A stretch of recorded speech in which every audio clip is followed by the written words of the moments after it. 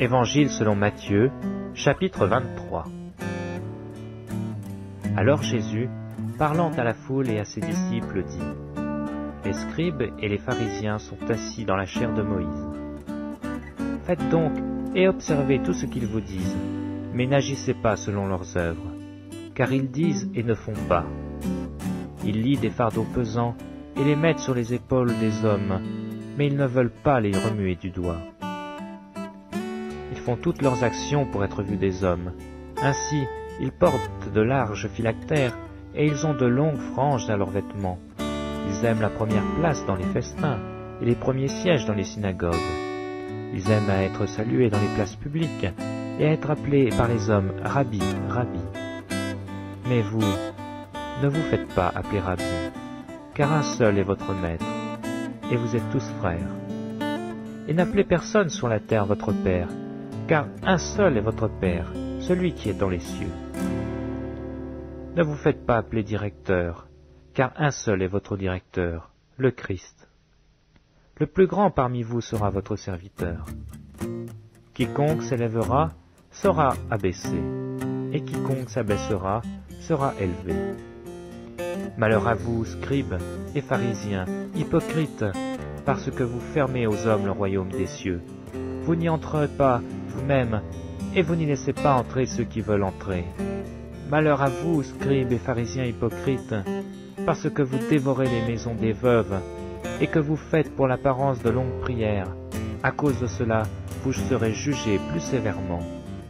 Malheur à vous, scribes et pharisiens, parce que vous courez la mer et la terre pour faire un prosélyte, et quand il l'est devenu, vous en faites un fils de la géhenne 2 fois plus que vous. Malheur à vous, conducteurs aveugles, qui dites : si quelqu'un jure par le temple, ce n'est rien, mais si quelqu'un jure par l'or du temple, il est engagé.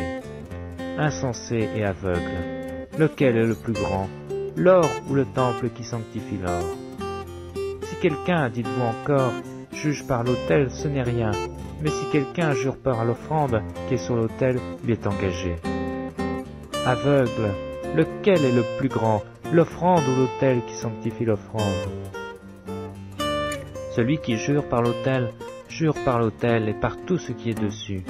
Celui qui jure par le temple et par celui qui habite. Et celui qui jure par le ciel, jure par le trône de Dieu et par celui qui est assis. Malheur à vous, scribes et pharisiens hypocrites, parce que vous payez la dîme de la menthe, de la nette et du cumin, et que vous laissez ce qui est plus important dans la loi, la justice, la miséricorde et la fidélité. C'est là ce qu'il fallait pratiquer, sans négliger les autres choses. Conducteurs aveugles, qui coulez le moucheron et qui avalez le chameau. Malheur à vous, scribes et pharisiens hypocrites, parce que vous nettoyez le dehors de la coupe et du plat, et qu'au-dedans ils sont pleins de rapine et d'intempérance.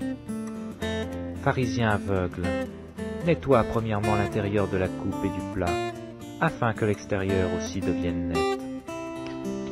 Malheur à vous, scribes et pharisiens hypocrites, parce que vous ressemblez à des sépulcres blanchis, qui paraissent beaux au dehors, et qui au-dedans sont pleins d'ossements de mort et de toute espèce d'impureté. Vous de même, au dehors, vous paraissez juste aux hommes, mais au-dedans vous êtes pleins d'hypocrisie et d'iniquité. Malheur à vous, scribes et pharisiens hypocrites, parce que vous bâtissez les tombeaux des prophètes et ornez les sépulcres des justes, et que vous dites : si nous avions vécu du temps de nos pères, nous ne serions pas joints à eux pour répandre le sang des prophètes. Vous témoignez ainsi contre vous-même que vous êtes les fils de ceux qui ont tué les prophètes. Comblez donc la mesure de vos pères, serpents, race de vipères.